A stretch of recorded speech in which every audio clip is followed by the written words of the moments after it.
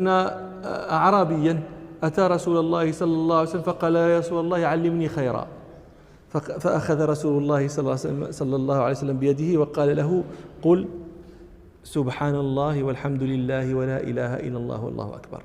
فعقد الرجل عليها بيده ومضى، ثم تفكر ورجع، فتبسم رسول الله صلى الله عليه وسلم لما رآه راجعا، فقال صلى الله عليه وسلم: تفكر البائس فجاء. فقال أعرابي: يا رسول الله، سبحان الله والحمد لله ولا إله إلا الله والله أكبر، هذا لله فماذا لي؟ فقال له رسول الله صلى الله عليه وسلم: إذا قلت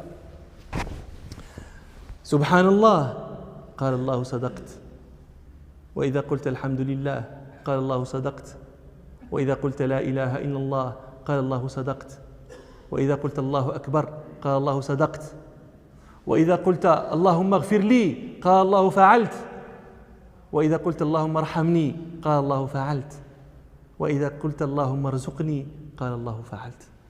سبحان الله والحمد لله ولا إله إلا الله والله أكبر، اللهم اغفر لي، اللهم ارزقني، اللهم ارحمني.